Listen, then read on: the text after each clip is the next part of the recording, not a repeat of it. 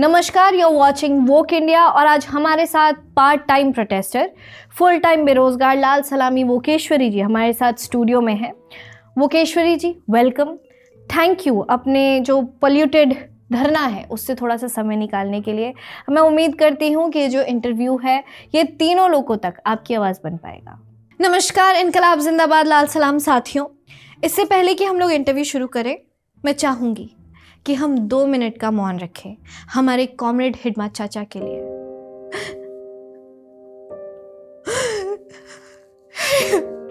हिडमा चाचा, कहाँ चले गए तुम? हिडमा चाचा,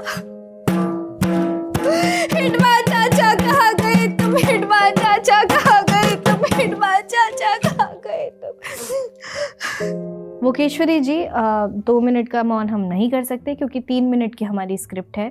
आपके कॉमरेड के लिए वैसे भी जो 2 सेकंड का मौन है वो काफ़ी है, लेकिन वैसे भी क्योंकि क्रांतिकारियों को देखा जाए तो उनके 2 सेकंड भी सदियों के बराबर होते हैं।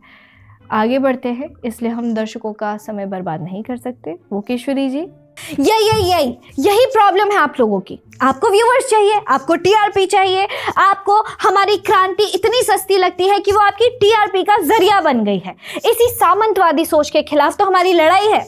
हमको चाहिए आजादी, पूंजीवाद से आजादी, सेंसिबिलिटी से आजादी, ब्राह्मणवाद से आजादी, समाज खराब करने वालों से आजादी, अडानी की फैक्ट्रियों से आजादी, और ये आजादी की लड़ाई हम कयामत तक जारी रखेंगे। और प्रदूषण से लड़ाई? आप प्रशांत भूषण को ऐसा कैसे बोल सकती हैं? आप उनको प्रदूषण बोल रही हैं, वो हमारे कॉमरेड हैं। अरे प्रदूषण से आजादी पूछ रहे हैं, उसके बारे में पूछ रहे हैं। प्रदूषण के लिए हम लोग पीसफुल प्रोटेस्ट कर रहे हैं। आने वाले टाइम में आप हमें कभी भी इंडिया गेट के बाहर प्रोटेस्ट करते हुए देख सकते हैं, और कुछ ही टाइम में हम लोग जंतर मंतर में भी प्रोटेस्ट करेंगे। प्रोटेस्ट हमारा अधिकार है, we have right to protest. आप लोगों को दिक्कत है हमारे प्रोटेस्ट करने से।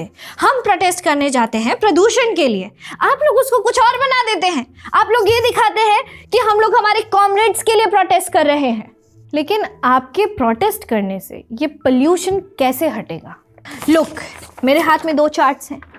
आपके अमित शाह ये बोलते हैं कि वो इस रेड कॉरिडोर को खत्म कर देंगे, but we want to tell you that असली रेड कॉरिडोर तो ये है, और हम इसे प्रोटेस्ट के जरिए ठीक करेंगे। जैसे कि हमारे परम आदरणीय केजरीवाल जी ने ये सिद्धांत रचा है कि million problems have only one solution and that is protest. धरना इज इम्पॉर्टेंट, लेकिन आपने गलती से सही वाला रेड कॉरिडोर दिखा दिया। वैसे तो इलाज इसका चल ही रहा है और दूसरे की सर्जरी भी जारी है। आप ऐसा कैसे बोल सकते हैं? हिडमा को मारना, कॉमरेड हिडमा को मारना इलाज है? Have you gone mad? Comrade Hidma was a true radical environmentalist. अगर आपने पढ़ा ना हो, so let me tell you, वो हमारे ट्रू कॉमरेड थे। चलिए वो छोड़िए, कॉमरेड हिडमा पर वापस आ ही जाएंगे। इसी रेड कॉरिडोर की बात कर ही रहे हैं तो इसका इलाज भी चल रहा है, प्रदूषण की लड़ाई भी जारी है। आप लोग थोड़ा वेट क्यों नहीं कर लेते? मेरा मतलब ये है कि आखिर इतना उत्पात क्यों मचाते रहते हैं, ये हमारी जनता जानना चाहती है। ना सरकार कुछ कर रही है, ना आप लोग कुछ कर रहे हैं। ये कोई लड़ाई नहीं कर रहे हैं आप लोग प्रदर्शन के खिलाफ। क्या आप लड़ाई करेंगे? ये तो आपका प्रॉफिट ड्रिवन मॉडल है, ये तो सभी जानते हैं। प्रदूषण खत्म करने के लिए जो हमारे माओवादी कॉमरेड ने बस्तर, बीजापुर या सुकमा में किया है, वही मॉडल पूरे देश में लागू करना है, ये हमारा लक्ष्य है। This is my mission, this is every communist mission. Vokeshwari ji, हमारी ऑडियंस ये जानना चाहती है कि आखिर ऐसा क्या किया है माओवादियों ने जो कि अगर हम करें तो प्रदूषण खत्म हो जाएगा। देखिए, मेरे कॉमरेड्स ने और उनके फोरफादर कॉमरेड्स ने आज तक सड़क नहीं बनने दी। सड़क बनती तो धूल उड़ती, इनफैक्ट गाड़ियाँ आती थी तो गाड़ियाँ उड़ा देते थे। यही तो जुनून चाहिए। गाड़ियाँ उड़ा दी तो पोल्यूशन खत्म हुआ, ये आप समझ ही रहे होंगे। ना रहेगी सड़क, ना होगा पोल्यूशन। आर्मी के लोगों को कॉमरेड हिडमा ने मारा, इससे उनके जो वेपन से पोल्यूशन होने वाला था वो खत्म हुआ। छत्तीसगढ़, झारखंड, आंध्र प्रदेश, बंगाल, बिहार और उड़ीसा के बड़े हिस्सों में कोई नई फैक्ट्री नहीं लगने दी, तो इससे पूरे देश को जीरो पोल्यूशन का एक आइडिया मिला। आज बस्तर, बीजापुर और सुकमा सस्टेनेबिलिटी के मॉडल बन चुके हैं।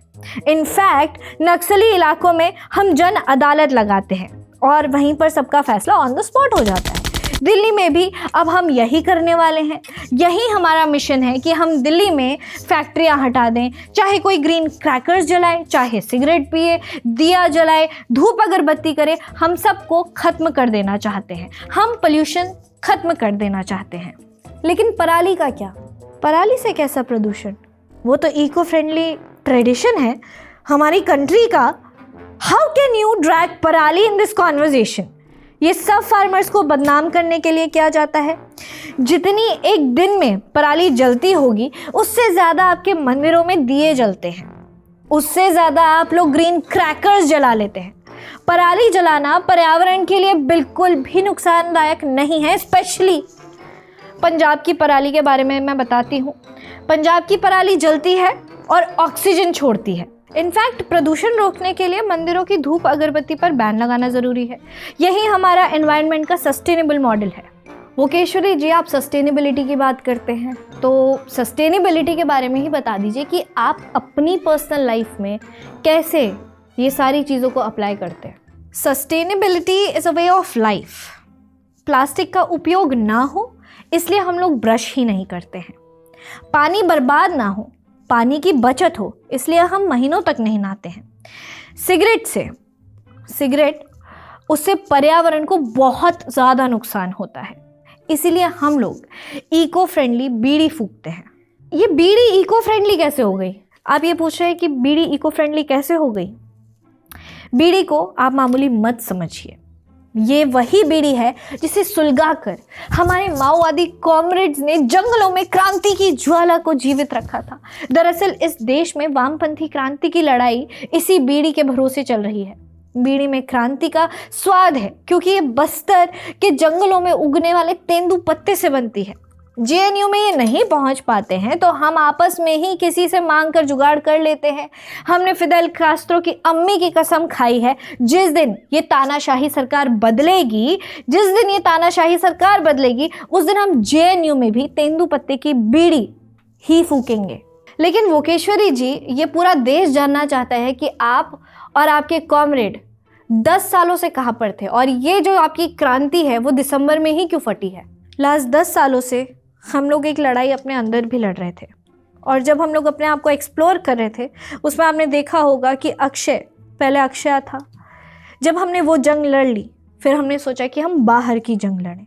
उसमें भी आपने देखा होगा कि कैसे दिल्ली की मेल पुलिस ने हमारे साथ भी अक्षय को मेल पुलिस ने घसीटा है और उसके बूम्स को पकड़ा है। वोकेश्वरी जी, अगर 2025 में केजरीवाल चुनाव जीत जाते तो क्या तब भी आप और आपके कॉमरेड्स ऐसे ही प्रोटेस्ट कर रहे होते? गजब बात करते हैं आप। जब तक हमारे परम आदरणीय केजरीवाल जी सत्ता में थे तब से स्वयं वो एक वैक्यूम क्लीनर बनकर दिल्ली की हवा में फैले हुए इस जहर को खुद सोख रहे थे। यहाँ तक कि उनका जो मफलर था, वो इनकलाबी मफलर, वो भी जहरीली हवा को सोख रहा था।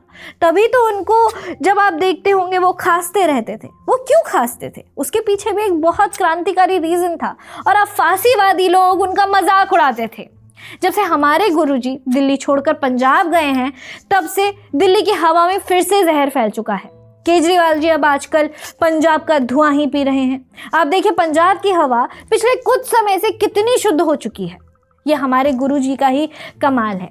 Thank you so much for this. Wokism अमर रहे।